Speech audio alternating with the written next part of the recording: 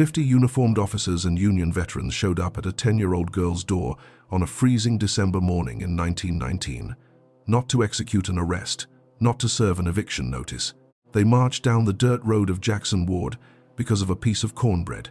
Half a slice of dry, cold cornbread. The absolute last bite of food this child had left, which she handed over to a starving, shivering man huddled on a park bench. A man she had never met in her life. A man whom everyone else in the city of Richmond, Virginia, passed by without even a second glance. She did not know he was a decorated soldier from the Great War. She did not know that one single act of quiet mercy would set off a chain of events that would ripple across the entire state. She did not stop to calculate what she would lose by giving away her only meal for the day. She simply saw a human being in agony, and she shared the little she possessed. And what took place afterward is something nobody in that neighborhood could have ever anticipated. But to truly grasp how it unfolded, we need to trace our steps back to where it all started on the east side of town. Richmond, Virginia. In the winter of 1919, a time when the country was still reeling from the Great War in Europe and the deadly Spanish influenza outbreak that had claimed thousands of lives the year before. The streets of the segregated segregation-era neighborhood of Jackson Ward were hard, dusty, and unforgiving. The street lamps sputtered more often than they burned, illuminating wooden row houses with cracked siding and porches sagging under the weight of time. The streetcars rattled down the tracks, but if you were a person of color, you walked to the very back, no matter how cold the wind blew off the James River. This was where Clara Sullivan lived. She was 10 years old, slender, soft-spoken, and possessed a quiet resilience far beyond her age. She was the kind of child who never uttered a single word of complaint, not because her life was easy, but because she had learned very early on that complaining did not put food on the table or keep the winter frost out of the floorboards. Clara lived with her grandmother, Josephine Wells. Josephine was 66 years old, with severe arthritis in her hands and knees that made every step a quiet ordeal. She had been born into chattel slavery just before the Emancipation Proclamation was signed in 1863, and she carried the deep scars of a hard life in her stooped posture. Josephine spent her nights scrubbing the hardwood floors of wealthy department stores downtown, the kind of grueling labor where the patrons never learned your name, only noticing if the brass spittoons were not polished or the entryways were left dirty. Josephine was all Clara had left in this world. Clara's mother, Vivian, had passed away during the deadly flu wave of 1918, leaving Clara an orphan at the age of 9. Clara rarely spoke about the loss, but on the mantelpiece in their small sitting room sat a small, framed tintype photograph of Vivian wearing a light-colored Sunday dress. Every morning before stepping out into the cold, Clara would pause near the mantel and cast a brief glance at that photograph, drawing a quiet strength from her mother's memory. Their home on Maple Street was tiny, just 2 small rooms, a potbelly iron stove that consumed coal far too quickly, and a small kitchen with warped floorboards. Yet despite their poverty, Josephine kept the house immaculate. She always maintained that a family might be poor in material wealth, but there was never any excuse for a home to be unkept. It was her pride, perhaps the last piece of dignity she had left to guard. On a bitter Tuesday morning, Clara woke up at 6 o'clock before the sun had even cleared the horizon. There was no alarm clock, just the internal rhythm of a child accustomed to hardship. She smoothed her thin blanket, folded her nightgown, and walked quietly into the kitchen. She opened the small wooden icebox, which held no ice, only a tiny crock of lard, a half-filled jar of molasses, and a small piece of skillet cornbread left over from 2 nights prior. Clara did not sigh or shed a tear. She simply wrapped the cold piece of cornbread in a piece of butcher paper and slid it into the pocket of her heavy wool coat. That was her midday meal, the only sustenance she would have until nightfall. Josephine stepped into the kitchen a few moments later, leaning heavily on a wooden walking stick. Her knees were swollen from the cold, damp air. She looked down at Clara with tired, loving eyes and asked if she had eaten a bite before heading out. Clara looked her grandmother in the eye and lied softly, telling her she had already eaten a bowl of warm cornmeal porridge. There was no porridge left in the pantry, but Clara knew that if Josephine thought her granddaughter was hungry, the old woman would go without her own meager portion. At 10 years old, Clara was already shouldering burdens that would test the resolve of an adult. Josephine sat at the small pine table, where a stack of overdue notices rested beside an oil lamp. The landlord, a stern man named Mr. Brennan, had raised the rent twice that autumn, taking advantage of the housing shortages caused by the post-war migration. Josephine picked up the notice, her weathered hands trembling slightly as she read the demand for payment. 3 months of back rent were owed, and at the bottom of the paper was the stark warning of eviction within 30 days. She quickly slid the letter beneath a woven basket on the counter as Clara gathered her worn schoolbook. Josephine kissed the top of Clara's head, telling her to walk fast and stay warm. Clara patted her coat pocket, smiled, and stepped out onto the frozen porch. She walked down the creaking wooden steps and made her way along the icy dirt road toward the streetcar stop 6 blocks away. She passed the local blacksmith shop, a church where deaconesses were distributing soup to the needy, and a corner market where men stood around a burning oil drum to warm their hands. When she arrived at the streetcar stop, she sat on the wooden bench, pulling her coat tight against the biting Virginia wind. That was when she noticed him sitting at the far end of the same bench. He was a white man in his early 50s, wearing a torn army coat that lacked several brass buttons. He was severely emaciated, his cheeks sunken, his hands shaking uncontrollably, not merely from the bitter chill, but from a deeper, internal torment. He was slumped over, staring blankly at the frozen ground, looking as though he had not tasted a proper meal in days. This was Ezekiel Boyd. Clara looked at him, looked down at her coat pocket, and looked back at his shivering frame. She did not hesitate or weigh the consequences of going hungry for the rest of the day. She reached into her pocket, pulled out the wrapped cornbread, and broke it into 2 uneven pieces. She kept the smaller portion for herself and gently placed the larger piece right beside his trembling hand on the bench. She said nothing, seeking no praise. Ezekiel blinked, looking down at the food, then up at the little girl. His cracked lips parted, and in a hoarse, weak voice, he asked why she would give her food to a stranger like him.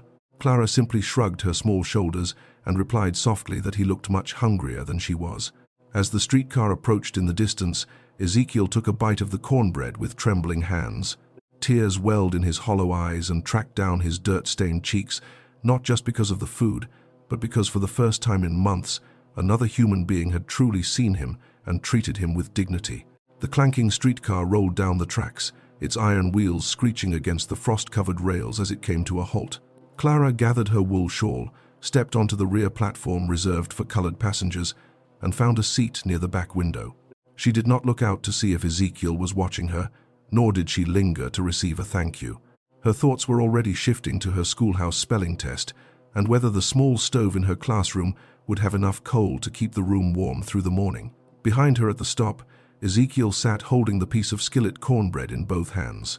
He took a second small bite, closed his eyes, and let out a shuddering breath as tears continued to fall onto his frayed collar. Hundreds of people had passed that very bench over the preceding days. Well-dressed merchants on their way to the financial district, city officials carrying leather satchels, and shopkeepers sweeping snow off their stoops had all looked right through him. Some had turned their heads in disgust. Others had warned him to move along before the night watchman arrived. Yet a 10-year-old child living in the impoverished alleys of Jackson Ward, possessing nothing more than 2 heels of cornbread, had treated him like a human being. Positioned on the second-story exterior wall of the apothecary shop across the street was a heavy wooden plate camera mounted by an amateur photographer named Arthur Pendleton. Arthur, a young veteran who contributed freelance photographs to local print publications like the Richmond Planet, had set up his tripod near the window to capture the harsh realities of the post-war winter. His lens had caught the entire interaction. The exchange was captured in crisp black and white on a glass plate negative. The small girl in her oversized coat, the ragged former soldier, the act of breaking the bread, and the tear tracing down Ezekiel's cheek. While Clara sat in her classroom at the elementary school, her grandmother Josephine was boarding a cross-town trolley to begin her daily labor. Josephine worked through the morning cleaning the administrative offices of the Chesapeake and Ohio Railway near the riverfront. She scrubbed the marble steps, emptied heavy brass ash buckets, and swept away the mud tracked in by rail executives. Her joints ached with a deep, persistent fire, but she pressed on without stopping. At noon, the building supervisor handed her a notice from the city health department regarding an upcoming mandatory inspection fee for residential rental properties in the district. It was an additional $3 money Josephine simply did not have. Upon returning to their small home on Maple Street later that afternoon, Josephine found a message left by a neighbor. The local parish school had announced a winter coat drive, but families requiring fuel assistance were required to pay a $1 registration fee. Josephine stood in the center of her small kitchen, staring at the empty coal scuttle beside the stove. $1 for fuel, $3 for the city assessment, and 30 days remaining before Mr. Brennan's eviction notice took effect. She folded the paper neatly, hid it inside her sewing basket, and began preparing a meager dinner of boiled cabbage and salt pork scraps. When Clara walked through the front door, her cheeks flushed red from the biting wind, she immediately noticed the tired shadow across her grandmother's face. She set her schoolbook on the wooden table and pulled out her small leather-bound notebook, a gift her mother Vivian had given her before she passed away. In it, Clara had drawn a list titled, "Things to buy for Grandma when I am grown."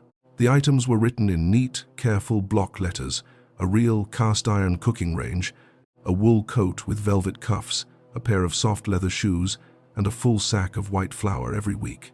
That evening, Clara added a fifth item to the bottom of the page: a full bucket of coal for every room. Miles away, near the docks of the James River, a police wagon pulled up outside a coal yard where an unconscious man had collapsed against a stack of timber. 2 patrolmen stepped down into the slush, rolling the man onto his back to check his coat pockets for identification. One officer pulled a silver pocket watch and a tarnished military discharge paper from the inner lining.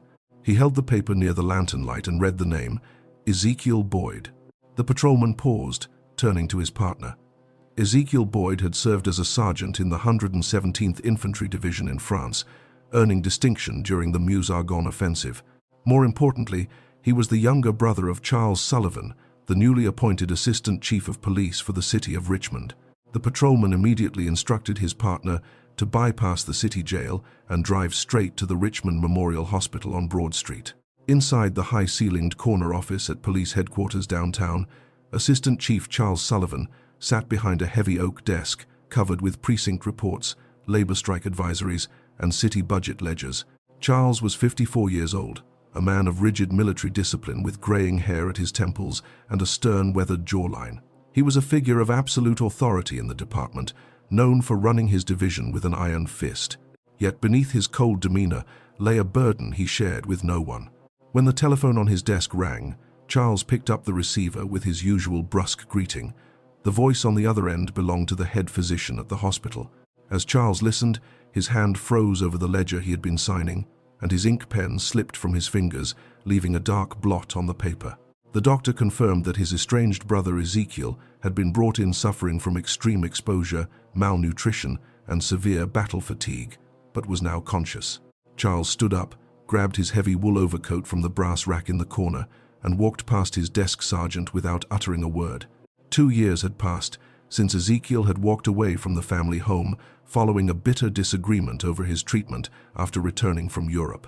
Charles had tried to manage Ezekiel's life through force and institutional arrangements, treating his brother's mental trauma as a problem to be solved through order and discipline. Ezekiel had refused to be managed, vanishing into the industrial alleys of the city. Now, as Charles drove his motorcar through the darkening streets toward Broad Street, he prepared himself for another painful confrontation. The heavy wooden door of room 312 on the 3rd floor of Richmond Memorial Hospital swung open with a low creak. Assistant Chief Charles Sullivan stepped across the threshold, his polished leather boots clicking softly against the cold linoleum floor. The room smelled faintly of carbolic acid, damp wool, and stale tobacco. High above, a single gas lamp cast a flickering yellow glow over the iron bed frame where Ezekiel Boyd lay propped up against a thin cotton pillow. Ezekiel was unrecognizable from the young man who had marched off to Europe 4 years earlier. His shoulders were bony and hunched beneath the coarse hospital gown. His skin possessed a sallow, papery texture, and his hair was matted with grime. An oilcloth wrapper containing a few ounces of broth sat untouched on the bedside stand. Yet despite his weakness, Ezekiel's eyes were open, fixed squarely on his older brother as Charles approached the bed. Charles stopped at the foot of the bed, his arms folded stiffly behind his back, his heavy coat still buttoned to his chin. For a long, tense minute, neither man spoke. The silence between them was thick with 2 years of unanswered letters, abandoned searches, and the lingering bitterness of their last confrontation. Ezekiel broke the silence first, his voice sounding like dry leaves scraping across cobblestones. I did not ask the orderly to send for you, Charles.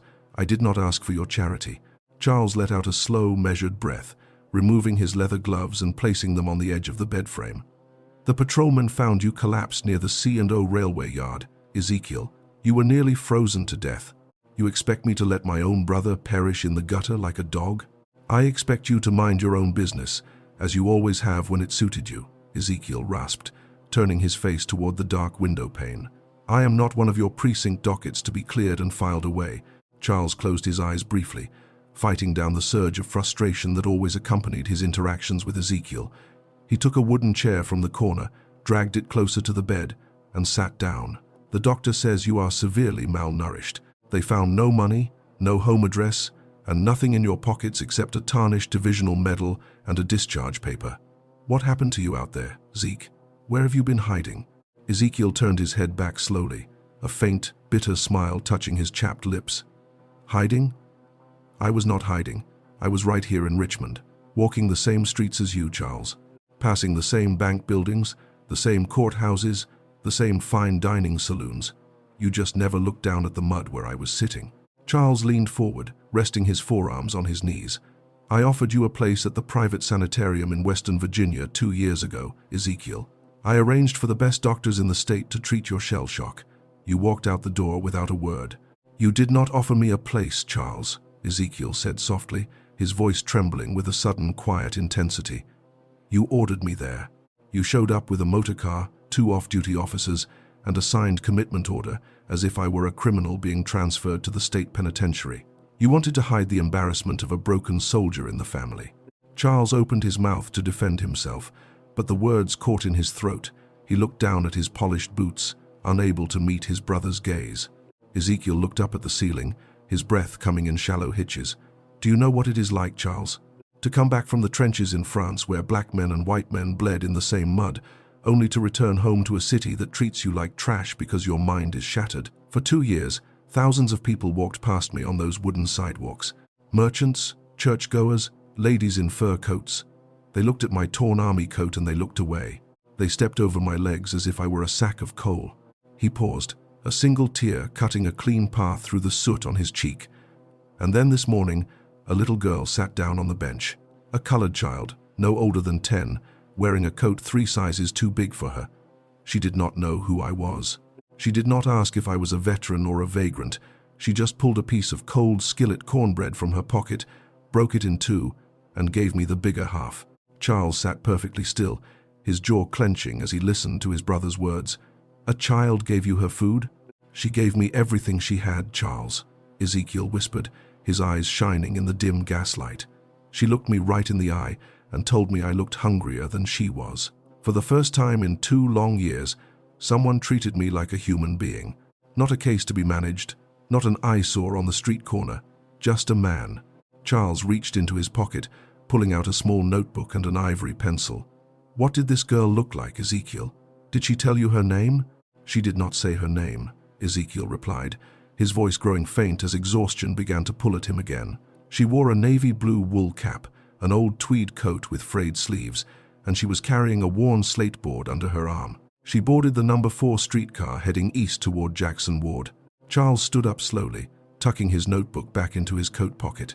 He looked down at Ezekiel, whose eyes were already fluttering shut under the influence of the hospital's sedatives.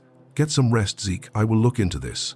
He walked out into the corridor, closing the door quietly behind him. Standing under the brass light fixture in the hallway was Sergeant Nolan Porter, Charles's most trusted plainclothes investigator. Nolan was a sharp-eyed veteran of the department who knew every alley and tenement house in the city. Assistant Chief, Nolan said, stepping forward with his hat in his hand. How is your brother? He will survive the night, Charles said, his voice flat and hard as iron. Nolan, I need you to pull every precinct log and contact Arthur Pendleton, the freelance photographer who works with the Richmond Planet newspaper. Ezekiel mentioned a child on Garrison Street this morning near the streetcar stop. Nolan nodded promptly. I know Pendleton, sir. He sets up his camera equipment near the apothecary shop on Broad Street most mornings. What are we looking for? Pendleton captures everything that happens on that corner, Charles said. If there is a glass plate negative from 7 o'clock this morning, I want to see it. Find out who that little girl is, where she goes to school, and where her family lives. Do it quietly, Nolan. Nolan bowed his head. I will have the information before the morning shift arrives, Chief. Charles turned and walked down the wide marble staircase toward the hospital entrance. Outside, the night air was freezing, and the city of Richmond lay shrouded in a thick, icy fog. As Charles stepped into his motor car, he stared out at the dark streets, unable to shake the image of his broken brother holding a piece of cold cornbread on a public bench. By 5 o'clock the following morning, the street lamps along Broad Street were still glowing faintly through the thick winter mist. Sergeant Nolan Porter pushed open the frosted glass door of the precinct house, holding a dark leather portfolio beneath his arm. He walked straight into Charles Sullivan's inner office, where the assistant chief sat at his desk, an oil lamp burning low beside a cold cup of chicory coffee. Charles had not slept a single hour. Nolan laid the leather binder flat on the desk and opened it, revealing a fresh, high-contrast photographic print developed from Arthur Pendleton's glass plate negative. The image was remarkably clear despite the dim morning light in which it had been taken. It showed the snow-dusted wooden bench outside the apothecary shop. Ezekiel Boyd was slumped against the armrest, his head bowed, holding a piece of skillet cornbread in both hands, while tears glistened on his cheeks. Standing just a pace away was a young girl in a worn wool coat, her hands tucked into her pockets as she walked toward the approaching streetcar. Arthur Pendleton developed it in his darkroom last night, Nolan said quietly, pointing to the bottom corner of the print. The girl's name is Clara Sullivan, 10 years old. She attends the colored elementary school on O Street in Jackson Ward. She lives at 14 Maple Street with her grandmother, Josephine Wells. Charles looked up sharply, his brow furrowing as he heard the surname. Sullivan? No relation to your family, Chief, Nolan clarified quickly. Her mother, Vivian Cox, passed away during the influenza outbreak in 1918. The grandmother, Josephine, worked as a domestic cook for decades and now scrubs floors for the C&O Railway office building downtown. I pulled the municipal tax and housing dockets for their address. Nolan paused, reaching into his pocket to retrieve a folded sheet of yellowed paper. The landlord is a local speculator named Mr. Brennan. He raised the rent on their cottage by $4 a month in October. They are 3 months behind, Chief. An eviction warrant was issued by the magistrate's court 2 weeks ago. The bailiff is scheduled to remove their belongings from the property before the end of the month. Charles stared down at the photograph for a long time, his fingers tracing the edge of the silver print. Here was a child whose family was facing complete ruin, living in a cold cottage on the edges of the city, yet she had willingly given away her only meal to a stranger sitting on a frozen bench, a stranger who happened to be his own estranged, broken brother. Does Arthur Pendleton plan to publish this photograph? Charles asked, his voice low and measured. He already sent a duplicate plate to the editors at the Richmond Planet, Nolan replied. The Planet is running it on the front page of their Friday edition, alongside an article about veterans freezing in the streets. Pendleton told me the story is already spreading among the local union halls and black veterans associations. Charles stood up slowly, stepping over to the window that looked out toward the snow-covered rooftops of the city. For years, he had managed the police department with absolute authority, relying on regulations, precinct boundaries, and rigid chains of command. He had tried to manage Ezekiel the same way, treating his brother's suffering as a problem to be controlled. Yet a 10-year-old girl with no power, no money, and no authority had accomplished in 5 minutes what Charles had failed to do in 2 years. She had restored Ezekiel's humanity simply by sitting beside him. Nolan, Charles said, turning around to face his sergeant. Where is Ezekiel right now? He is still in Ward 4 at Richmond Memorial Hospital, Chief. The head nurse says he slept through the night for the first time in months, but he is still extremely frail. I want you to make 3 calls immediately, Charles ordered, his eyes fixing on Nolan with an intensity the sergeant had rarely seen before. First, contact the treasurer of the Police Benevolent Association. Tell him I am personally guaranteeing the payment of 3 months' back rent for 14 Maple Street, along with a full ton of heating coal to be delivered to their coal scuttle by noon today. Process the voucher discreetly. Nolan nodded, taking quick notes on his pad. Understood, sir. Second, Charles continued, contact Luke Harrison, the commander of the local Great War Veterans Union. Tell him that Sergeant Ezekiel Boyd of the 117th Infantry has been found, and that his brother wishes to invite the Union's honor guard to assemble tomorrow morning. Nolan looked up, surprised. An honor guard, Chief? 50 men, Nolan, Charles said firmly. I want 50 uniformed officers and Union veterans assembled on Maple Street at 7 o'clock tomorrow morning. White officers, black veterans from the Harlem Hellfighters Division, all in full dress uniform with white gloves. I want them lined up along the dirt road from the street corner straight to Josephine Wells's front porch. Nolan held his pencil mid-air, blinking in disbelief. Chief, a dress uniform honor guard in Jackson Ward? The city council members and the precinct captains will demand an explanation. They will say you are creating a public spectacle in a segregated neighborhood. Charles walked over to his desk, picked up the photograph of Clara and Ezekiel, and held it out to Nolan. Let them demand an explanation. This child gave away her last piece of bread to a dying soldier, while the rest of this city turned its head. Tomorrow morning, I want her to open her front door and see that somebody noticed. Nolan took a deep breath, closed his notebook, and stood at attention. It will be done exactly as you ordered, Assistant Chief.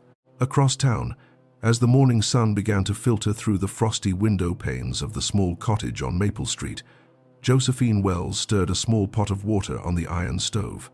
Clara sat at the wooden table, buttoning her heavy coat and carefully packing her slate board into her canvas bag. She had no cornbread left in the pantry today, only a small cup of warm water sweetened with a drop of molasses.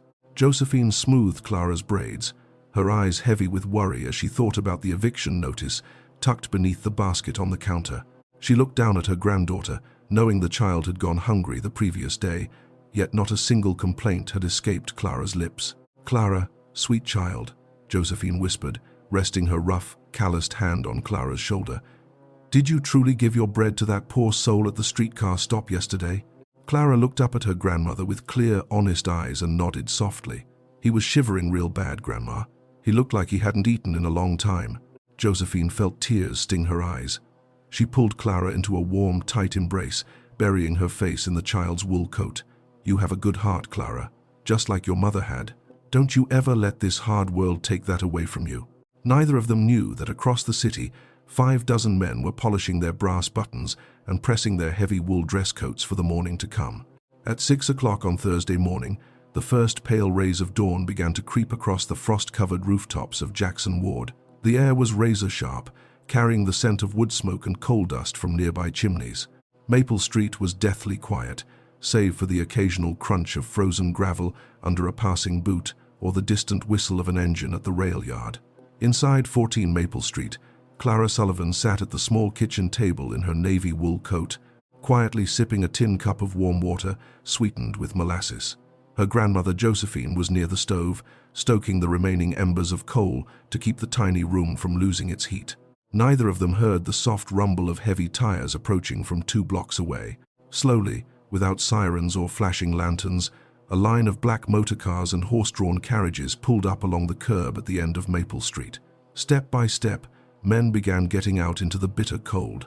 There were 30 uniformed patrolmen from the city police department, their navy blue wool overcoats immaculate, brass buttons polished to a mirror shine, and white cotton gloves pulled tight over their hands. Standing beside them were 20 African-American veterans from the Great War, members of the local Veterans Union, led by Commander Luke Harrison. They wore their olive-drab army dress coats, gold divisional patches pinned proudly to their chests, their boots polished black. At a silent hand signal from Assistant Chief Charles Sullivan, who stood near the lead motorcar in a tailored grey wool suit, the officers and veterans formed 2 perfect parallel lines along the dirt path. They created a ceremonial walkway stretching from the icy street curb straight to the rickety wooden porch steps of Josephine Wells's cottage. Across the street, a window shade twitched. Mrs. Schuyler Jenkins, a neighbor who had lived on Maple Street for 40 years, peeked through her lace curtains, her eyes widening in sheer disbelief. "Down the block, mister." Silas Payne stepped out onto his front porch in his flannel bathrobe, clutching an iron poker, convinced the police had arrived to conduct a raid. Doors creaked open along the entire street as neighbors gathered in quiet clusters, whispering in hushed, anxious tones. Back on the porch of number 14, 3 firm, deliberate knocks echoed through the heavy oak door. Josephine froze in place, her hand tightening around the handle of her wooden stirring spoon. In Jackson Ward in 1919, a heavy knock from authority at dawn almost always signaled disaster, an eviction, an arrest, or news of tragedy. Clara looked up from her slate board, her small face turning pale. "Grandma," Clara whispered softly, stepping behind Josephine's apron. "Is it Mr. Brennan?" Josephine set the spoon down, drew a deep, trembling breath, and walked slowly down the hallway. Her bad knee throbbed with every step, but her jaw was set firm. She reached the door, unlatched the iron bolt, and pulled the wooden door inward. The sight that greeted her made Josephine's breath catch in her throat. Her knees nearly buckled right then and there. 50 men stood in absolute formation in her tiny front yard. 2 long rows of polished brass buttons, white gloves, and crisp military caps stretched down to the street. The morning sun hit the ice on the tree branches, casting a golden light over the entire assembly.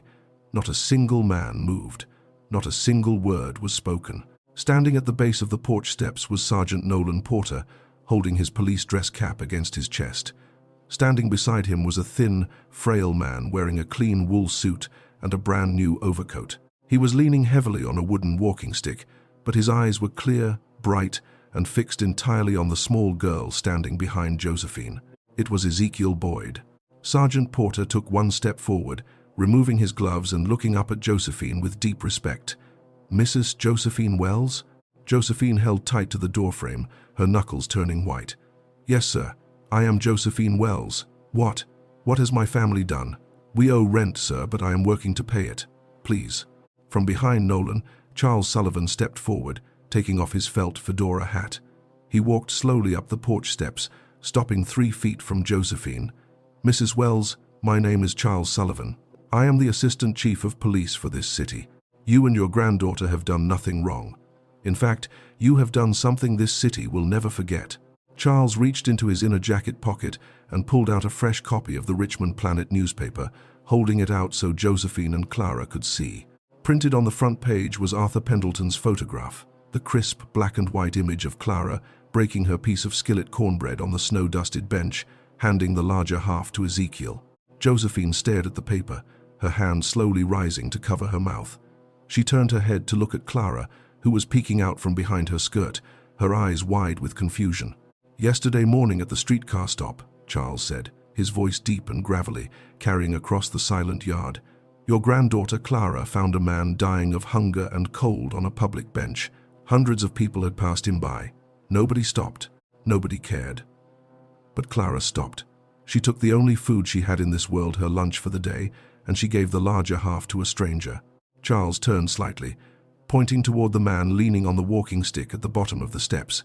"Mrs. Wells, that stranger is my brother, Ezekiel Boyd. He served this country in the Great War, and he has been lost to his family for 2 long years. He was starving, sick, and ready to give up. Your granddaughter did not just feed him a piece of bread, ma'am. She reminded him that he was a human being. She saved his life." Tears began to pool in Josephine's eyes, spilling over her weathered cheeks. She looked down at Clara, pulling the little girl against her side. Clara looked at Ezekiel, recognizing his face beneath the clean clothes and fresh haircut. Ezekiel limped up the porch steps, one slow step at a time.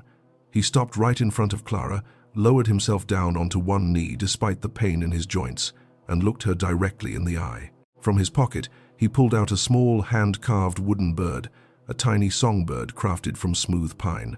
"I made this for you, little girl," Ezekiel whispered, his voice trembling with emotion as he placed the wooden carving into Clara's small hands. "You gave me hope when I had none left. I will never forget what you did for me." Clara held the smooth wooden bird in both palms, looking up at Ezekiel with a gentle, shy smile. "You're welcome, mister." At that moment, Commander Luke Harrison of the Veterans Union raised his hand and called out a sharp command. "Present, arms."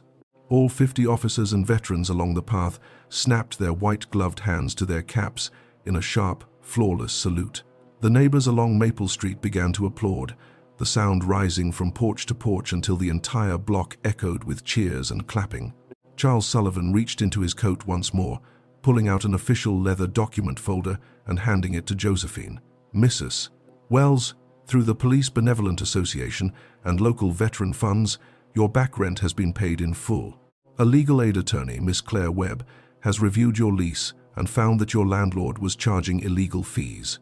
Your rent has been reduced by half, and the eviction notice is destroyed. Furthermore, a full wagon of coal is parked at the corner, ready to fill your cellar." Josephine clutched the folder to her chest, sobbing quietly, unable to find the words to express the overwhelming relief flooding her soul. She looked up at the sky, whispering a quiet prayer of thanks to her late daughter, Vivian. By noon that same day, the news of what had transpired on Maple Street was spreading like wildfire throughout the city of Richmond. Arthur Pendleton's photographic print, accompanied by a detailed front-page article written by local journalist Wyatt Bennett for the Richmond Planet, had already sold out 2 press runs. The article bore a striking headline: 10-year-old child shares last crust with wounded veteran 50 uniformed guards honor Jackson Ward House. By mid-afternoon, telegraph wires were humming, transmitting the story across the state of Virginia and into neighboring printing houses in Baltimore and Washington. The public reaction was immediate and overwhelming. In the Union halls near the riverfront, working men gathered around tables to read Wyatt Bennett's column aloud. At local railway stations, porters and conductors passed around extra broadsides of the Planet. Hundreds of ordinary citizens, black and white, found themselves deeply moved by the quiet simplicity of Clara Sullivan's action. It was a stark, powerful reminder of human decency during an era marked by bitter racial division, economic hardship, and the lingering scars of the Great War. Letters and small packages began pouring into the editorial offices of the Planet on Broad Street. A grocer named Colton Myers sent a voucher for 2 barrels of white flour and a crate of salted pork to be delivered directly to 14 Maple Street.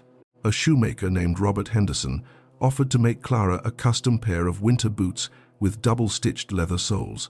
A local church circle, organized by Mrs. Delilah Henderson, raised $25 to establish a clothing fund for children in Jackson Ward. However, as the story gained momentum and caught the attention of larger regional newspapers, the nature of the publicity began to shift. What had started as a quiet, genuine act of mercy was rapidly being drawn into the noisy arena of public debate and sensational journalism. By Friday morning, several prominent city papers began running commentary pieces that twisted the narrative to suit their own political ends. Some editorials praised Assistant Chief Charles Sullivan for what they called a masterstroke of police public relations, suggesting the entire event had been staged to soften the department's image amidst rising labor tensions.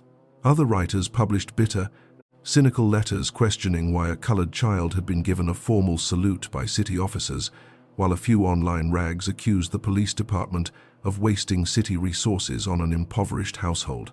Inside the small kitchen at 14 Maple Street, the atmosphere had become thick with tension. A reporter from an out-of-town wire service had knocked on their door 3 times before noon, demanding to photograph Clara holding her wooden bird on the porch. Groups of curious onlookers had begun strolling down Maple Street, pointing at the cottage and taking notes. Josephine Wells sat at the pine table, watching Clara work on her spelling homework. The little girl looked visibly uncomfortable, her shoulders hunched as voices drifted in from the street outside. Josephine reached across the table, picked up a newspaper clipping that a neighbor had brought over, and read several of the harsher comments written about her family. Her heart sank as she realized that her granddaughter's pure, innocent gesture was being picked apart, commercialized, and used as ammunition by strangers who knew nothing of their lives. Without a second thought, Josephine stood up, walked over to the coal stove, lifted the iron lid, and dropped the newspaper clipping straight into the flames. She watched it turn to ash, then turned to face the room. That afternoon, Josephine put on her heavy wool shawl and took the trolley downtown to police headquarters. She walked past the desk sergeants, her wooden walking stick tapping firmly against the marble floor, and requested an immediate meeting with Assistant Chief Charles Sullivan. Charles opened his office door himself, surprised to see Josephine standing in the hallway. He quickly ushered her inside, offering her a comfortable leather chair near the hearth. "Mrs. Wells," Charles said politely, bowing his head slightly, "is everything all right at the house? Has there been any issue with the coal delivery or the rent receipts?" Josephine sat upright in the chair, her hands folded neatly over her walking stick, her face set with a quiet, unshakable dignity. "The coal is in the cellar, Chief Sullivan, and the landlord has honored the paper you gave us. I am deeply grateful for your help and for what your brother Ezekiel did for my Clara." She paused, taking a slow breath before continuing. "But I came here today to ask you to put a stop to all of this." Charles leaned back slightly, his eyebrows knitting together in confusion. "Put a stop to it, ma'am. The whole city is celebrating what Clara did. There is a fundraising drive being set up in her name. My granddaughter is 10 years old, Chief Sullivan," Josephine said, her voice firm and unwavering. She did not give that man her piece of cornbread so her face could be printed on broadsides across the state. She did not do it for a brass medal or to have crowds of strangers standing outside our gate taking notes. She did it because a human being was hurting in front of her. Josephine looked Charles directly in the eye, her gaze piercing through his stern professional demeanor. "You said something on my porch yesterday, Chief. You said kindness without an audience is the only kind that counts.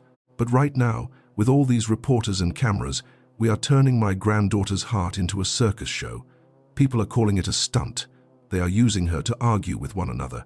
I will not have Clara growing up thinking that doing good only matters when 50 men in brass buttons are standing around to clap for it." Charles sat in complete silence, the weight of her words settling over him like a heavy cloak. He looked down at his desk, where 3 separate interview requests from national press syndicates were sitting in his letter tray. He realized with a jolt of shame that in his eagerness to honor Clara and redeem his brother, he had unwittingly exposed this vulnerable family to the very spectacle Josephine was now describing. He had created the exact audience he claimed to look past. "You are absolutely right, Mrs. Wells," Charles said quietly, his voice filled with genuine humility. "I lost sight of what mattered most. I apologize to you and to Clara." That very afternoon, Charles summoned Sergeant Nolan Porter and journalist Wyatt Bennett to his office. He issued a strict official directive from the police department. All press access to 14 Maple Street was closed immediately. He personally requested that the editors at the Richmond Planet decline any further commercial offers or publicity arrangements involving Clara Sullivan. Furthermore, Charles arranged for Miss Claire Webb, the legal aid attorney, to quietly oversee the donation funds, ensuring they were placed into a private educational trust for Clara without any public ceremony or fanfare. By nightfall, the crowds on Maple Street had dispersed. The reporters had moved on to other headlines, and quiet settled once again over Jackson Ward. 2 weeks passed, and the bitter December chill gave way to the quiet grey lull of mid-January. At the Richmond Memorial Hospital on Broad Street, Ward 4 was unusually peaceful.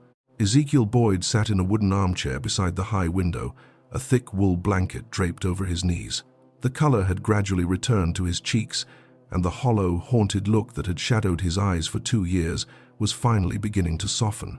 For the past 10 days, Ezekiel had been spending his afternoons working with small carving tools brought to him by a hospital orderly, a form of occupational therapy recommended by his physicians to help steady his trembling hands. On the small wooden side table beside his bed sat 3 small hand-carved pine figures he had completed: a soaring hawk, a small field mouse, and a songbird with its wings spread wide. There was a quiet, rhythmic peace in the scraping of the steel blade against the grain of the white pine, a repetitive focus that quieted the chaotic memory of the European trenches far better than any chemical tonic or medicinal syrup ever had. The heavy door opened, and Assistant Chief Charles Sullivan stepped into the room. He wore his dark police overcoat, but his posture was noticeably different from the stiff, commanding presence he had maintained a month prior. He set his felt hat on the table and sat down in the wooden chair opposite his brother. "The doctor says you are gaining weight, Zeke," Charles said softly, his tone warm and devoid of his usual brusque authority. "He thinks you will be ready to leave the ward by the end of the month." Ezekiel set his carving knife down and looked out the window at the snow dusting the courtyard below. "I spoke with Luke Harrison yesterday, Charles. The Great War Veterans Union operates a small woodshop and craft guild over on Canal Street. They offer a residential program for former soldiers, housing, hot meals, and workbench space where we can sell our handiwork to local furniture makers." Charles nodded slowly, listening without interrupting. "That sounds like a fine program, Zeke, if you need assistance with the registration fees." Ezekiel turned his head, cutting his brother off with a gentle, firm smile. "I am not asking for your money, Charles, nor am I asking you to manage my affairs. Commander Harrison set up the arrangement through the Veterans Fund.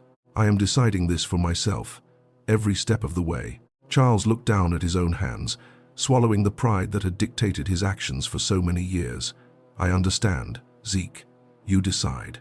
And if you ever want to stop or change your path, that is your choice too. I am just glad you are here." Ezekiel looked at his older brother, searching Charles's face for any sign of the rigid, controlling officer he had fled 2 years ago. He found only an aging man who had finally learned the value of simply being present. Ezekiel reached out his thin hand and laid it over Charles's wrist. The two brothers sat in silence for a long time, watching the grey winter light fade over the city. Meanwhile, on the other side of town, an unexpected piece of mail arrived at the small cottage at 14 Maple Street. The envelope was made of heavy parchment paper, bearing the formal return seal of the Richmond Community Justice Center. Josephine Wells opened it cautiously at the kitchen table, her fingers still wary of official mailings after her long ordeal with Mr. Brennan's eviction notices. The letter was from Miss Claire Webb, the legal aid attorney who had been introduced to the family through Sergeant Nolan Porter. Claire had spent the past 2 weeks quietly investigating the property records and lease agreements across the Jackson Ward district. What she had uncovered was a systematic pattern of fraud executed by Mr. Brennan against dozens of low-income families in the neighborhood. The document laid out the findings in plain, precise terms. Mr. Brennan had been overcharging elderly residents for non-existent municipal maintenance fees, padding rent ledgers with illegal late penalties, and violating city housing codes for over 5 years. Claire Webb had formally filed a class action petition with the Virginia Circuit Court, compelling Mr. Brennan to refund all overcharged amounts immediately. For Josephine Wells, the result was life-changing. Her monthly rent was legally capped at $6, nearly 60% less than what Mr. Brennan had been demanding, and her 3 months of back rent were declared completely satisfied by the court order. Josephine sat alone in the quiet kitchen, holding the legal decree in her trembling hands. Tears welled in her eyes as she looked up at the tintype photograph of her late daughter, Vivian, resting on the mantelpiece. For 40 years, Josephine had lived under the constant, suffocating fear that her home could be stripped away at the whim of a landlord or a court clerk. For the first time in her long life, the law had stood up to protect her rights instead of enforcing her hardship. When Clara walked through the front door that afternoon, her schoolbook slung over her shoulder, she immediately noticed the full bucket of coal burning brightly in the iron stove, casting a warm, orange glow across the room. The pantry shelves were stocked with white flour, cornmeal, lard, and dried beans, all purchased through the quiet educational trust Miss Claire Webb had established. "Grandma?" Clara asked, setting her slate board on the table. "Why are you smiling so big?" Josephine pulled Clara into her arms, kissing her forehead softly. "Because sometimes, little girl, the world remembers how to be fair. Not always, but today it did." Clara smiled, resting her head against Josephine's shoulder, taking in the rich, comforting scent of boiling chicken stew, a real dinner, with enough for seconds, filling every corner of their warm home. By late autumn of 1919, the early frosts had begun to coat the fallen oak leaves along Maple Street in a delicate layer of ice. One crisp Saturday afternoon, as the October sun cast long, golden stripes of light across the kitchen floor of 14 Maple Street, Josephine Wells stood at her cast-iron stove, stirring a large pot of chicken stew. It was a proper meal, packed with fresh vegetables, carrots, potatoes, and thick broth, the kind of cooking that filled the entire house with an aroma of safety and warmth. A gentle, polite knock sounded at the front door. It was not the thunderous demand of an eviction officer, nor was it the crisp protocol of 50 police officers. Clara ran down the hallway and pulled the door open. Standing on the porch was Ezekiel Boyd. He wore a clean flannel shirt, pressed trousers that fit him comfortably, and a sturdy wool coat. He was still slender, but his posture was upright, his gait steady, and his eyes were bright, with a calm, enduring strength. In his hands, he carried a small wooden box lined with velvet. "Hello, Clara," Ezekiel said, his voice warm and clear. "Ezekiel," Clara exclaimed, grabbing his hand and pulling him into the hallway. "Grandma made chicken stew today, the real kind." Ezekiel laughed, a deep, genuine sound that resonated through the cottage. "I could smell it all the way down at the streetcar stop, little girl." Josephine stepped out of the kitchen, wiping her hands on a clean cloth apron. A wide, genuine smile spread across her face as she looked at Ezekiel. "You look well, Ezekiel. Truly well." "I feel well, Mrs. Wells," Ezekiel replied, bowing his head with deep gratitude. "For the first time in many years, I can say that and mean every word." He set the wooden box on the table and opened the lid. Inside rested 3 beautifully carved pine songbirds, each polished with beeswax until the natural grain of the wood shone like silk. "I brought these for you and Clara," Ezekiel said softly. "The Craft Guild on Canal Street sold my first batch of wood carvings to a shop downtown yesterday. I wanted you to have the finest pieces from my workbench." Clara carefully lifted one of the carved birds, marveling at its smooth, delicate wings. "It's beautiful, Ezekiel." That evening, for the first time in over 2 years, 3 chairs were set around the kitchen table at 14 Maple Street. Ezekiel sat beside Clara and Josephine as they bowed their heads, and Josephine offered a prayer of thanksgiving for the meal, the warmth, and the quiet blessings that had restored their home. Across town, Assistant Chief Charles Sullivan sat in the back row of a community meeting house on Broad Street, where local veterans and civic leaders were gathering to discuss post-war housing assistance. Charles did not sit on the stage, nor did he request a microphone to give a speech. He sat quietly among the working men, listening attentively to their concerns and taking notes in his leather book. When the treasurer passed around a collection box for the Veterans Medical Fund, Charles placed a thick envelope inside anonymously, without a single word or signature. He had learned the lesson Josephine had taught him on her front porch. True honor required no audience. At the elementary school on O Street, the school principal and teachers installed a simple wooden bench outside the front entrance, where children gathered before classes began. On the side of the bench, a small brass plate was affixed, bearing a simple inscription, "Inspired by Clara Sullivan, because sitting beside someone matters." And in the quiet kitchen of 14 Maple Street, Clara opened her small leather-bound notebook that night before going to sleep. She flipped to the page titled, "Things to Buy for Grandma When I Am Grown." With a red pencil, she carefully drew a neat line through item number 1, a full bucket of coal for every room. She looked over at her grandmother, who was sitting comfortably in her rocking chair near the warm stove, quietly mending a wool shawl. The story that had begun on a frozen bench with a broken piece of skillet cornbread had come to a quiet, enduring close. It had not erased the hardship of the world, nor had it rewritten the difficult history of their time, but it had proven something far more lasting, that even in the darkest, coldest seasons of human life, a single act of unprompted, quiet mercy possesses the power to redeem a broken man, restore a struggling family, and remind a whole city of its shared humanity.